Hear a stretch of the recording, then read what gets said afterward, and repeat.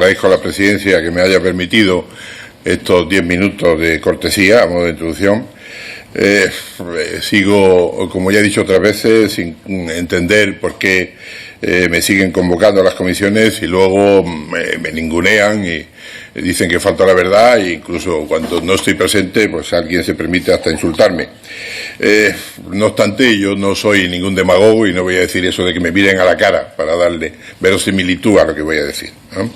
Entiendo mi extrañeza, insisto, de que me sigan convocando a las comisiones cuando la mayoría de las comisiones políticas que se están últimamente haciendo, Quiche, Operación Cataluña, esta, sobre todo, se basa en mis documentos, en los audios, en mis notas, en mis correos. Luego no entiendo si luego después no se da cuando se han usado precisamente para eso. Me desconcierta además que haber oído que algunas de sus señorías dicen que no saben qué pinto yo aquí y no entiendo porque me han votado para que esté. Entonces no se puede en la vida sorber y soplar porque uno se atraganta y además da la impresión de que no somos serios en las instituciones y esos problemas de credibilidad deberían de desaparecer. No es cierto también que yo alertara a esta supuesta teoría de la conspiración a la salida de uno de mis juicios. Es rotundamente falso. Yo hablé en el cara a cara con el tribunal a preguntas del fiscal Serrano, que además reconocía mis actuaciones como agente de inteligencia y que había sido espía, decía él, de acuerdo con el CNI y tal, pero que me había enriquecido y que por lo tanto Entonces a esa pregunta yo le contesté y fue a la salida al día siguiente cuando había quedado tanta expectación que yo aclaré el tema. Por lo tanto yo no suelo, digamos, decir una cosa en el juicio y luego otra cuando salgo a los medios de comunicación. Y por tanto, insisto, no voy a argumentar la mala fe de ese fiscal que ocultó todas las pruebas que hay sobre mi compatibilidad y sobre 20.000 cosas que hubo en el juicio. Y también quería aclarar, y ya se lo he aclarado al señor presidente, que igual que un comisario cuando se jubila sigue siendo comisario, un general cuando se jubila sigue siendo general. Entonces no entiendo muy bien el tono, digamos, de tanto halago al señor general y tal, que ya está jubilado, y a mí llamarme excomisario, porque insisto, soy ex jefe del servicio de inteligencia de la DAO, de la policía, pero sigo siendo comisario y lo voy a hacer, aunque me condenen a galera, lo voy a hacer toda la vida de comisario. Me siento muy orgulloso de haber pertenecido al Cuerpo Nacional de Policía y por lo tanto soy comisario jubilado. Respecto al tono insultante que el señor San Roldán dijo sobre mí, en el sentido de que cómo se va a poner a la misma altura una persona con tantas causas pendientes y tal, pues en eso tiene razón, porque él ha sido el que ha montado toda esa causa. Él consideró que yo era un peligro para la seguridad del Estado y por lo tanto hizo toda esa patraña de justificar mi detención y tal. Y todo porque en mis notas de inteligencia y mis informes había alertado, entre otras cosas, sobre el tema de los atentados, que hoy, si me permiten, voy a aclarar mi humilde participación. ¿Qué pasó? Que yo tenía buenas relaciones con la Mujabara siria, con la Mujabara libanesa y con tal, y me decían que gran parte del dinero que se pierde en los secuestros se queda en el camino de lo que pagan.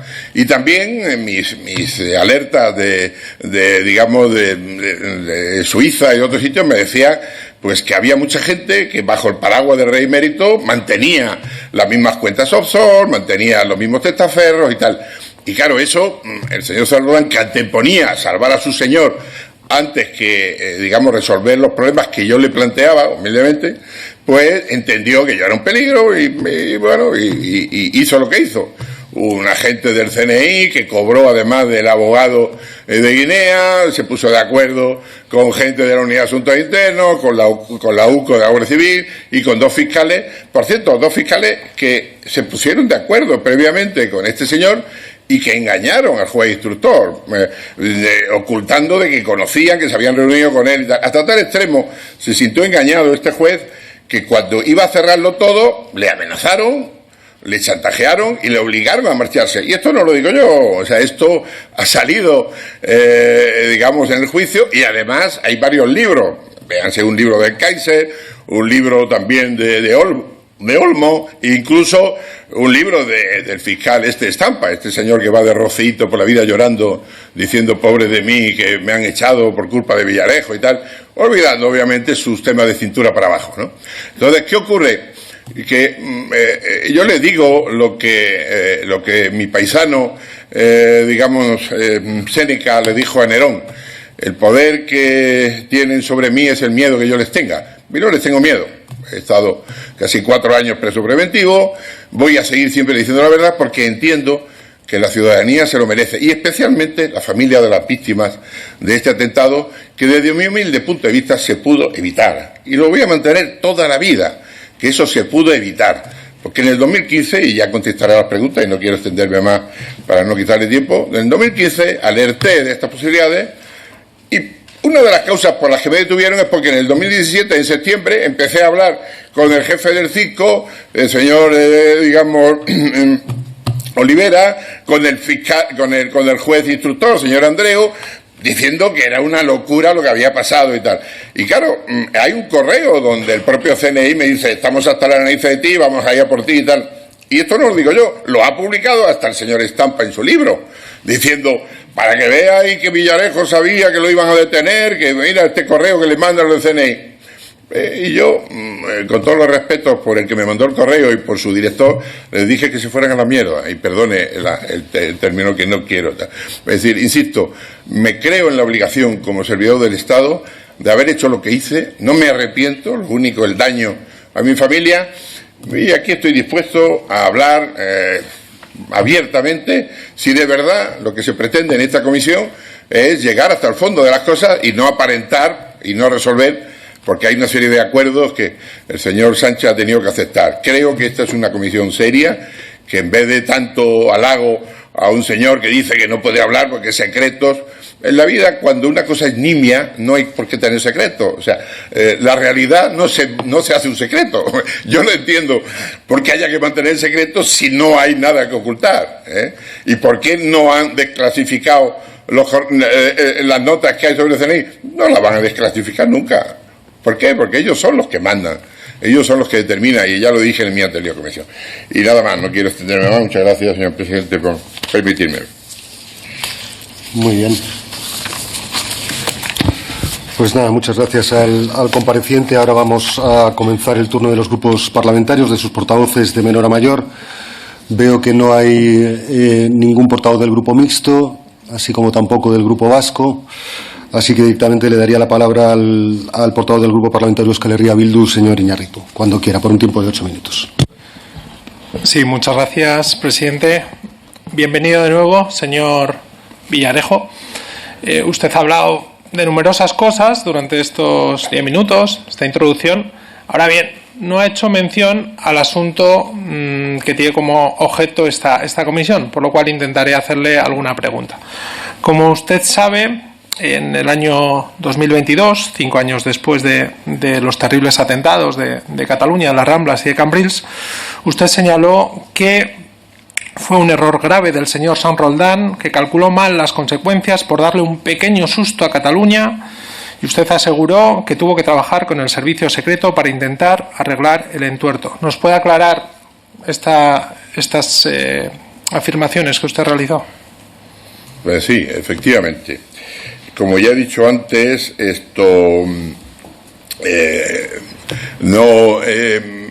aclaré, digamos, este tema cuando contesté al señor Serrano, porque dije que efectivamente la manía que tenía el señor San Roldán en hacer comandos virtuales, que luego después iba a desmontar justo antes de que empezaran a hacer actuaciones, le había llevado al descontrol, que ocurre en algunas ocasiones, donde uno piensa que tiene controlado las cosas, pero no es así. Pero, señoría, hay datos evidentes.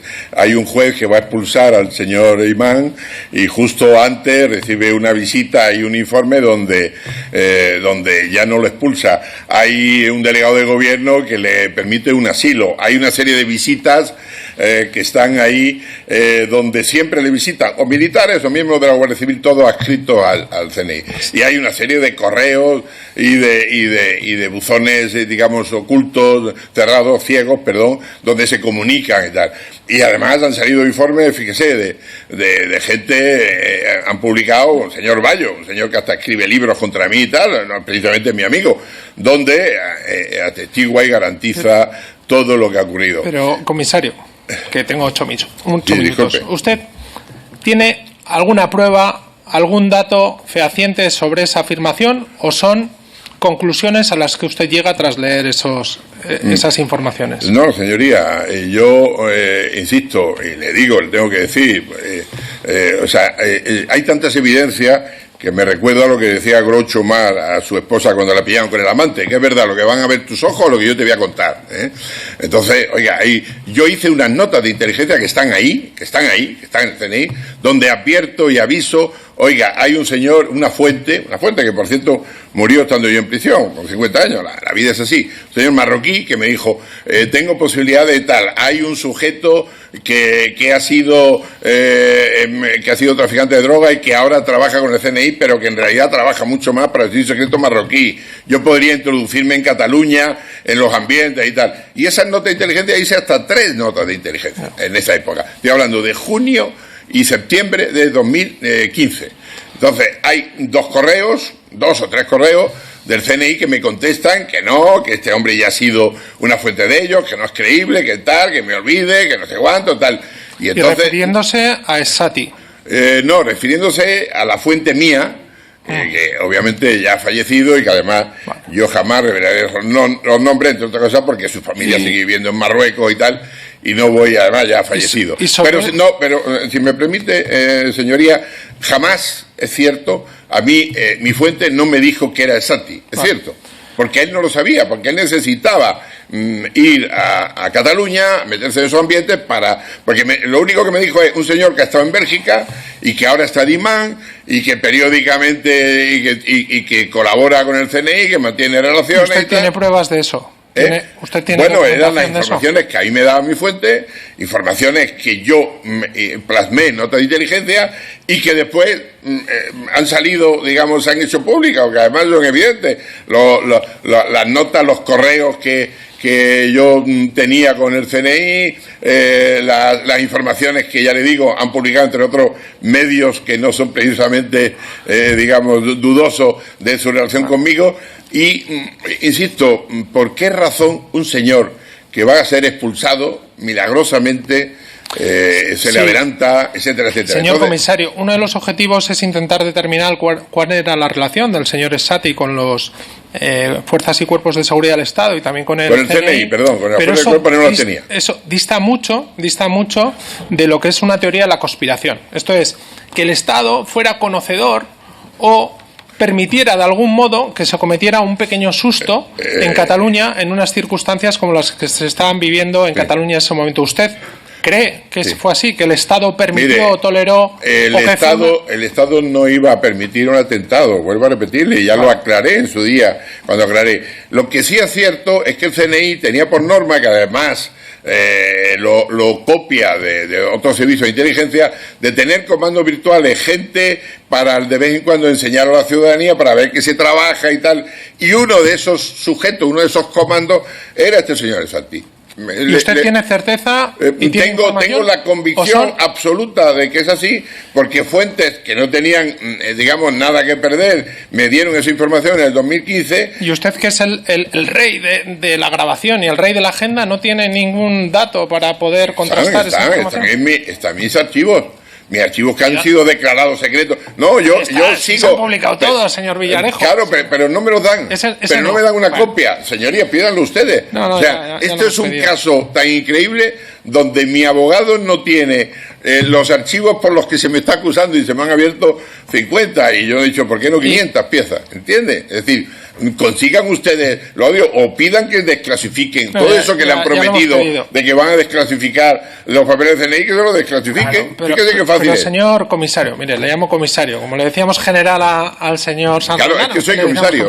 Pues mire, comisario, se trata de determinar, por un lado, como dice usted, en base a esa información que se tiene que desclasificar, si se produjo una negligencia, un error, y cuál era la relación de este señor con los cuerpos policiales. De ahí a insinuar que un Estado, miembro de la Unión Europea, permitió, toleró o incluso ayudó a que se cometiese ese atentado, que no fue un pequeño susto, como decía usted, el susto vino tras fallar el atentado que tenían previsto, que hubiera sido la mayor catástrofe que se hubiera dado de corte yihadista en Europa en las últimas décadas, porque tenían, hay que recordar, cientos de kilos de explosivo acompañado de más de 120 botellas de butano y de otros explosivos como granadas. Eso hubiera supuesto atentados, como se ha venido a probar en el Camp Nou, en la Sagrada Familia y en una discoteca. Esto hubiera supuesto algo más que un susto. Entonces, ahí está la diferencia. ¿Usted tiene información que responsabilice en algo de esto al Estado o a alguno de sus organismos, como pueda ser el Centro Nacional de Inteligencia? Vuelvo a repetirle, señoría, que yo nunca dije que el Estado provocó el atentado. Y que toleró, que tenía lo que he dicho es que pudo evitarlo. Y le doy un dato muy simple. Este señor, que era colaborador del CNI y que además es evidente por todo lo que ha salido, insisto, cuando ocurre ese atentado, cuando ocurre la explosión en el chalet, en todo servicio de inteligencia y en el CNI hay un oficial de guardia por la noche. Y inmediatamente lo que tenía que haber hecho es muy simple: informar a los mozos, informar a todos, oiga, que este tipo ha pasado esto y tal. Yo no sé, todo el mundo habla aquí de colaboración con los mozos. Bueno, ya cuando llegue el momento seguiré explayándome en esa colaboración graciosa, ¿no? Lo que quiero decir, insisto, es que de alguna manera, invigilando, el señor San Roldán específicamente, porque, insisto, la mayoría de los miembros del CNI son gente honorable, gente que curra y tal, pero este señor, como tenía conmigo una tensión, digamos, no resuelta, porque decía que él no estaba a la altura mía, claro, yo solamente mido 1,83, me tenía que arrodillar mucho, ¿no?, para estar a su nivel. Entonces, lo que quiero decir es que se podría perfectamente haber evitado, simplemente avisando a los mozos, avisando a tal, y automáticamente, porque, oiga, hay grabaciones del viaje que hacen algunos de sus miembros a París, hay una serie de anotaciones, y eso, si se hubiera avisado adecuadamente, automáticamente se hubieran detenido, porque fue al día siguiente. Uno de los sujetos, fíjese, el que luego provoca el atentado, los mozos, sin saber nada, llaman a su hermano diciendo, oiga, aquí ha aparecido un coche a nombre suyo, tal. Y, ¿entiendes? Lo primero que hacen, quien sea, es sacar, filtrar la explosión al país. Vamos, perdone, señor Iñárritu, tenemos ya que cambiar de turno porque ya llevamos un minuto 40 segundos. No, de verdad que no. Presidente, déjeme una pregunta. No, porque ya llevamos uno... Que es que hay dos portavoces que no han venido. Tenemos mucho más tiempo, el resto de portavoces, teniendo en cuenta que hay dos grupos que no están. Déjeme un poquito, es que tengo que acabar. Bueno, pero lo que le deje a usted vamos a tener que dejárselo a todos. Sí, obviamente.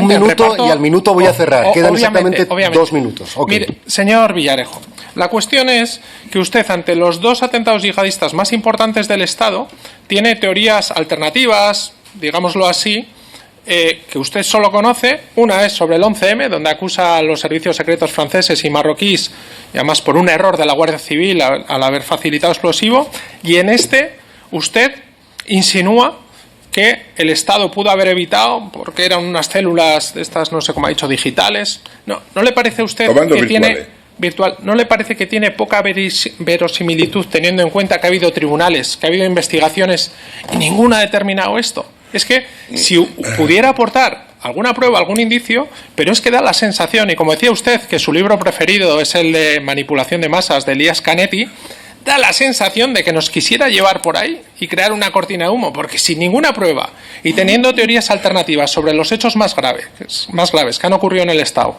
en las últimas décadas, señor Villarejo, ¿qué quiere que le diga? Por lo menos yo no le puedo creer. Gracias, señor Iñárritu. Por favor, trate de...